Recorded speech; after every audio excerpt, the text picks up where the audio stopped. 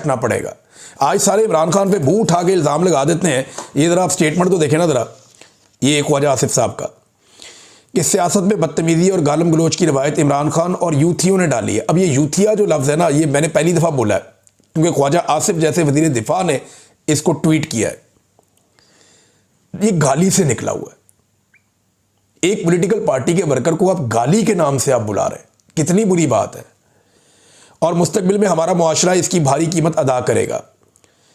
और बैरून मुल्क साबिक पाकिस्तानियों ने बाहर जाकर भी तहजीब नाम की कोई चीज़ नहीं सीखी जो अपने घरों से सीख कर गए थे। आपको ख्वाजा साहब पता ही नहीं है कि बाहर दुनिया के अंदर लोगों को कितनी आज़ादी है। लोग वहाँ अपने आर्मी चीफ से सवाल कर सकते हैं सड़क पे चलते हुए। लोग अपने वज़रा को अकाउंटेबल कर देते हैं 5 मिनट के अंदर। यहाँ सारा निज़ाम जो है जवाबदेह है। पाकिस्तान के अंदर तो आपके प्रोटोकॉल ही ख़त्म नहीं होते। आम आदमी की एक्सेस आपके दफ्तर तक हो ही नहीं सकती, आपके चपड़ासियों के दफ्तर तक नहीं हो सकती। तो अब ये इस किस्म की बड़ी नफ़रत वाली बातें इसमें लिखी हैं। और जी पीड़ नहीं कर दिया किसी जगह पे, किसी जगह कुछ लिख दिया, किसी जगह गाली वाला लफ्ज़ बोल दिया। ख्वाजा आसिफ ने बड़ा गंद मारा अपने इस ट्वीट के अंदर, बड़ी अजीब अजीब बातें की। अब मैं ज़रा दिखाता हूँ कि ये नफ़रत एक्चुअली फैलाई किसने। ये कहते हैं ना इमरान खान ने नफ़रत की सियासत पाकिस्तान में फैलाई है। तो सबसे पहले शुरू करते हैं, आपको दिखाते हैं जुल्फ़िकार अली भुट्टो की आवाज़ क्या कहती थी। और जुल्फ़िकार अली भुट्टो के अल्फाज में आपको सुनाता हूँ कि उनके अल्फाज किस तरह के थे। उस वक्त तो इमरान खान सियासत में नहीं था। ये सुने आप। ना मंजूर जहन्नम में जाए, सुअर के बच्चे जहन्नम में जाए। ना मंजूर जहन्नम में जाए, सुअर के बच्चे जहन्नम में जाए। मुझे बताएं कि ये गंदा लफ्ज़ पाकिस्तानी अवाम के लिए, पाकिस्तान के शहरियों के लिए क्या इमरान खान ने कभी बोला? क्या इमरान खान भूल कर भी इस तरह का कोई लफ्ज़ इस्तेमाल कर सकता है पाकिस्तानी शहरियों के लिए या एक तबके के लिए या लोगों के लिए? कितनी गलत ज़ुबान जुल्फ़िकार अली भुट्टो ने इस्तेमाल की। तो तब तो इमरान खान ने भुट्टो को सियासत नहीं सिखाई थी। अब ये देखें, असफंदयार वली, ये बाचा खान की औलाद हैं, एम एल वली खान साहब के बड़े हैं। अब इनका आप स्टेटमेंट सुने, क्या इनको भी इमरान खान ने तरबियत दी थी? इधर सुनिए आप ये क्या कह रहे हैं। कुत्ते की वैसी भी उम्र कम होती है, अगर जब कुत्ता पागल है तब तो सब लोगों को निकलना पड़ता है। अब ये पीपल पार्टी कुतिया पागल हो गई है, इसके पीछे निकलना पड़ेगा। कोई तरीका नहीं आपके पास और पूरे कौम को निकलना पड़ेगा, पूरे कौम को निकलना पड़ेगा। आसमान से जिस तरह साहब ने कहा फरिश्ते नहीं उतरेंगे और हम इतने बेहम्मत हैं कि हम बैठे रहेंगे कोई आके और हमारे अपने हकूक दिलवा दे। नहीं, हम अपने हकूक के लिए लड़ने के लिए तैयार हैं। हमने अंग्रेज को बगैर के छोकरी क्या बला है जो हमारा रास्ता रोक, क्या करेगी ये हमारी। ये बेनज़ीर भुट्टो के बारे में है। और ये बात कौन कर रहा है? असफंदयार वली। इनको इमरान खान ने सियासत सिखाई थी या इमरान खान साहब ने इनको ये वाली ज़ुबान सिखाई कि ऐसे बोलो? अब ये जो बहुत सक्के से वितरे बनते हैं, जरा नवाज शरीफ साहब इनकी भी आप सुन लें। मौसम से जान साहब रहमतुल्लाह अलैह। और फिर मैं आपको ये भी बताना चाहता हूँ कि पिंडी के अंदर जिस जगह पे भुट्टो को फांसी दी गई थी और फांसी दी थी तारा मसीह ने, उस बाग में उसके लिए एक जगह मार्क की गई है। उस बाग पे करोड़ों रुपया खर्च किया जा रहा है। उसमें वो भुट्टो की फांसी से उसको मंसूब किया गया है और उसको गालिबन भुट्टो पार्क रखा जाएगा।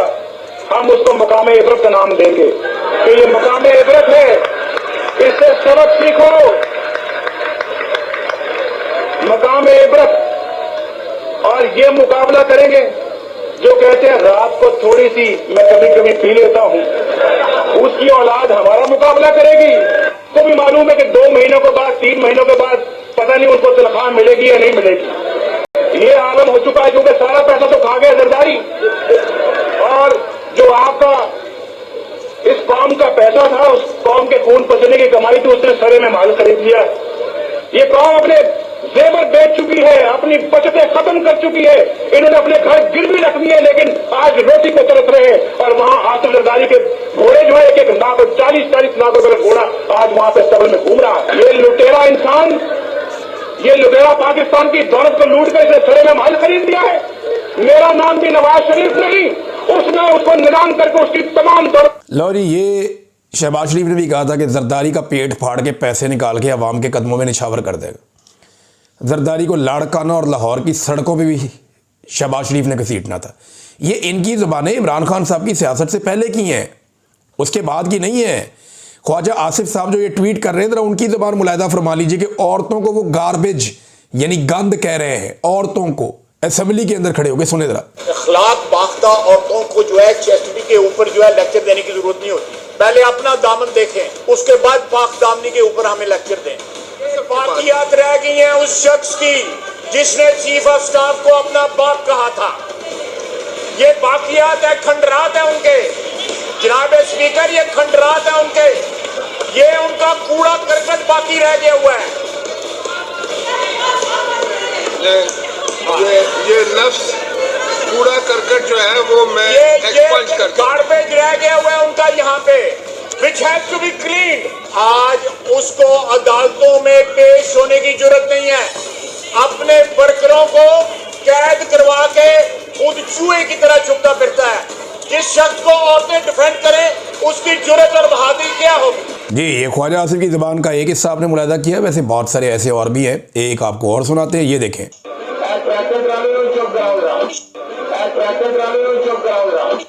अंदाज़ा करें एक रुकन असेंबली को ये किस अल्फाज में मुखातिब कर रहे हैं। क्या ये भी इनको इमरान खान ने सिखाया था? अभी तो मैंने आपको MQM पीपल्स पार्टी और PMLN की वो वाली लड़ाइयाँ नहीं सुनवाई जो इमरान खान साहब की सियासत का उरूज आने से पहले ये एक दूसरे के साथ लड़ते थे, और उसके अंदर जो ये घटिया ज़ुबान इस्तेमाल करते थे, क्या वो भी इनको इमरान खान ने सिखाई थी? ये ना मसला ये है कि ये सारे आपस में गंदी ज़ुबानें बड़े लंबे अरसे से इस्तेमाल कर रहे हैं। बेनज़ीर की गंदी फ़ोटो में फेंक दी, कभी फातिमा जना की बेहुरमती कर दी, कभी बेनज़ीर की जो बेहुरमती कर दी, कभी बेनज़ीर की वालदा की कर दी, कभी नून लीग की कर दी। ये एक दूसरे को गंद मारते रहे, हमेशा ये गंद मारते रहे एक दूसरे को।